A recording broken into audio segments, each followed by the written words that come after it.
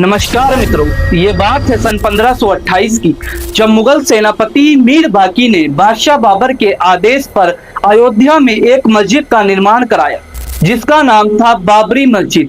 300 सालों तक ये जगह शांत थी। 1853 में पहला धार्मिक टकराव होता है, जिसमें दोनों ही समुदाय के लोग अपनी अपनी धार्मिक मान्यताओं को जोड़ने लगे और 1885 में महंत रघुबर दास ने पहला केस फाइल किया और अपील की कि जहां पर मस्जिद का निर्माण किया गया है, वहां पर मस्जिद से पहले मंदिर था, जिसको हटाकर मस्जिद बनाई गई है। तो मेरी आपसे अपील ये है कि यहाँ से मस्जिद को हटाकर पुनः मंदिर का निर्माण कराया जाए।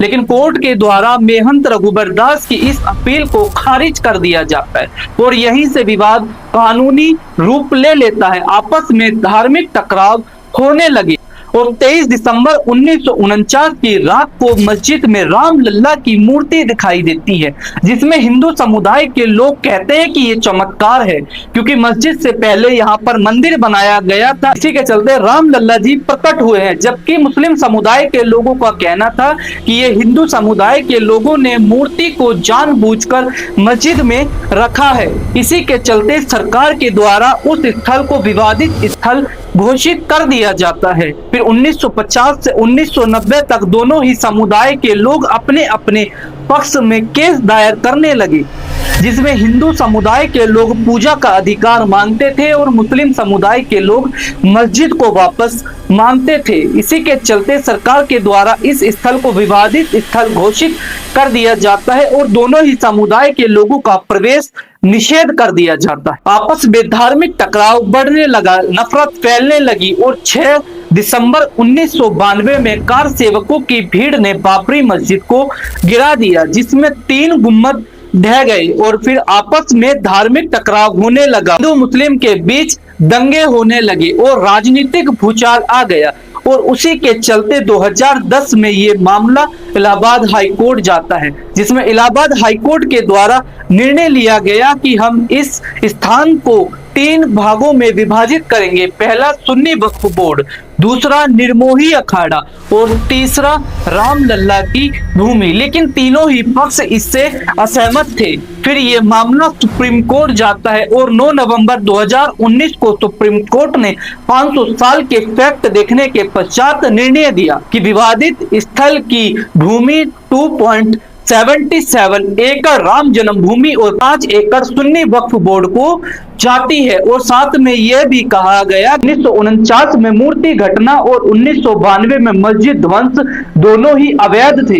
लेकिन हिस्टोरिकल एविडेंस को देखा जाए तो विवादित स्थल पर पूर्व में मंदिर होने का ढांचा दिखाई देता है, जिसमें सुप्रीम कोर्ट ने निर्णय दिया कि जगह मंदिर की है और यहाँ पहले भी मंदिर का निर्माण कराया गया था। और 2020 में इस निर्णय के बाद उस स्थान पर पुनः मंदिर का निर्माण होने लगा और मंदिर का निर्माण बहुत तेज गति से चलने लगा और 2024 में पहले दर्शन और पूजा शुरू हुए। 2025 में मंदिर का निर्माण कंप्लीट हो गया और जिसका नाम राम मंदिर रखा गया। अब मेरा सवाल भारत सरकार से यह है कि मैं मानता हूं कि हिस्टोरिकल एविडेंस ये बताते हैं कि पूर्व में यहाँ मंदिर था, ये जगह मंदिर की है, लेकिन अगर सरकार चाहती तो यहाँ मंदिर का निर्माण भी नहीं कराती। वो ये सोच सकती थी कि अगर हम मंदिर का निर्माण कराएंगे तो हिंदू समुदाय और मुस्लिम समुदाय के बीच आपसी दंगे होने लगेंगे, मारकाट होने लगेगी, देश की आर्थिक स्थिति बहुत गिर जाएगी, देश का विकास रुक जाएगा। लेकिन इसके चलते भी सरकार के द्वारा राम मंदिर का निर्माण कराया गया और जिस मंदिर के निर्माण के बाद हिंदू समुदाय के लोग भारत सरकार की तरफ हो गए और उनको ऐसा लगने लगा कि सरकार के द्वारा जो कार्य किए जा रहे हैं वो सब हमारे हित में और हमारे फायदे के लिए किए जा रहे हैं। इसके चलते हिंदू समुदाय के लोग राम मंदिर की चमक में इतने अंधे हो गए कि उनको यह भी दिखाई नहीं दे रहा है कि देश में क्या चल रहा है, सरकार हमारे साथ क्या कर रही है। सरकार ने हिंदू समुदाय के लोगों को एक राम मंदिर की चमक में इतना अंधा कर दिया है कि वो और मंदिर के अपमान को नहीं देख पा रहे।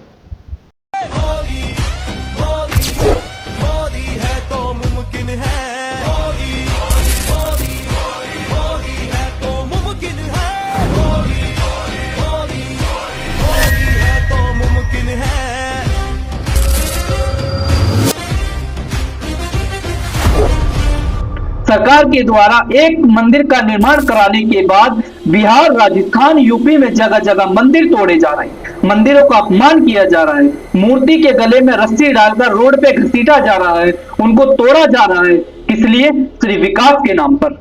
लेकिन हिंदू समुदाय के लोगों को ये सब नहीं दिखाई दे रहा है, क्योंकि वो राम मंदिर के चमक में मगन है। उनको लगता है कि सरकार ने जो किया है वो सही किया है और जो कर रही है वो भी सही कर रही है। वर्तमान में देखा जाए तो मुस्लिम समुदाय के लोगों से ज्यादा हिंदू समुदाय के लोग परेशान हैं, बेघर हैं, बेरोजगार हैं, उनको रोड पे लाया जा रहा है, उनका घर तोड़ा जा रहा है, जगह जगह मंदिर तोड़े जा रहे हैं। उसके बावजूद भी हिंदू समुदाय के लोगों को कुछ नहीं दिखाई दे रहा। उनको सिर्फ एक चीज दिखाई दे रही है कि सरकार के द्वारा हमारे लिए राम मंदिर का निर्माण कराया गया। मैं मानता हूं कि सरकार के द्वारा जो राम मंदिर का निर्माण कराया गया है वो वाकई ही काबिले तारीफ है, लेकिन इसका मतलब ये नहीं कि हम किसी चीज में इतने मगन हो जाएं कि हमें और कोई चीज दिखाई ना दे। ऐसा ना हो कि हम राम मंदिर के भगवान का सम्मान करते करते यूपी, बिहार, राजस्थान के मंदिरों के भगवान का अपमान कर बैठे, क्योंकि भगवान भगवान होता है, चाहे वो छोटे मंदिर का हो या बड़े मंदिर का हो। तो किसी भी चीज में इतने मगन ना हो। सरकार से सवाल करें कि सरकार ऐसा क्यों कर रही है, मंदिर क्यों तोड़ रही है। जगह जगह मंदिर तोड़े जा रहे हैं, मूर्तियों का अपमान किया जा रहा है, गर्दन में रस्सी डालकर उनको घसीटा जा रहा है, लेकिन इसके बावजूद भी हिंदू समुदाय के लोग चुप हैं। और एक न्यूज वर्तमान में निकल के आ रही है कि सरकार के द्वारा आरएसएस पार्टी के पार्किंग के लिए 200 साल पुराना मंदिर तोड़ा जा रहा है। सरकार के पास संपत्ति की कोई कमी नहीं है, अगर वो चाहे तो आरएसएस पार्टी को कोई दूसरी जगह पार्किंग बनवा कर दे सकती है, लेकिन सरकार को मंदिर ही क्यों तोड़ना है। इसके चलते भी हिंदू समुदाय के लोग आवाज नहीं उठा रहे हैं। क्यों? क्योंकि उनको लगता है कि सरकार ने हमारे लिए बहुत बड़ा काम किया है, राम मंदिर का निर्माण किया है। वो चाहे सरकार अब कुछ भी करे, जो करेगी हमारे लिए अच्छा करेगी, ऐसा नहीं है। सरकार ने राम मंदिर का निर्माण ही इसलिए कराया था ताकि हिंदू समुदाय के लोग मेरी तरफ हों और जो देश में मैं चाहूं वो कर सकूं। और ऐसा ही हो रहा है। पॉलिटिकल एजेंडा के लिए, पॉलिटिकल बेनिफिट के लिए, पॉलिटिकल रिलेशन के लिए 200 साल पुराना मंदिर तोड़ा जा रहा है सिर्फ पार्किंग बनाने के लिए। तो हिंदू समुदाय के लोग जागो और चुप मत रहो। अगर आज आरएसएस पार्टी की पार्किंग के लिए 200 साल पुराना मंदिर तोड़ा जा रहा है तो कहीं ऐसा ना हो कि आने वाले 5 सालों में किसी और पॉलिटिकल एजेंडा के लिए सरकार राम मंदिर को हटाने लगे। अगर आज चुप हो तो उस वक्त भी चुप होना पड़ेगा। इसलिए जागो और सरकार से सवाल करो कि सरकार ने एक मंदिर हमें इसलिए दिया था कि वो हमसे 100 मंदिर छीन सके। अगर सरकार को, आरएसएस पार्टी को जो 200 साल पुराना मंदिर है उसी जगह पर अगर पार्किंग बनवानी है तो जो मंदिर के आसपास जो लोग रहते हैं, उनके घर हैं, उनसे सरकार संपत्ति खरीदे, उनको मुंह मांगा पैसा दे। अगर मुंह मांगा पैसा देंगे तो कोई भी व्यक्ति बेचने से इनकार नहीं करेगा। संपत्ति को खरीदे, लोगों को मुंह मांगा पैसा दे और वहां पार्किंग का निर्माण कराए, किसने रोका है? लेकिन नहीं, सरकार को 200 साल पुराना मंदिर ही हटाना है आरएसएस पार्टी के लिए, आरएसएस पार्टी की पार्किंग बनाने के लिए। तो हिंदू समुदाय के लोग जागो और देखो कि हिंदू समुदाय के लोग कितने परेशान हैं, उनको बेघर किया जा रहा है, उनका घर तोड़ा जा रहा है। इसलिए जागो और देखो और सरकार से सवाल करो। मेरा उद्देश्य इस वीडियो के माध्यम से मुस्लिम समुदाय या हिंदू समुदाय के लोगों के दिल को ठेस पहुंचाना नहीं, मेरा उद्देश्य सिर्फ देश की रियलिटी को दिखाना है।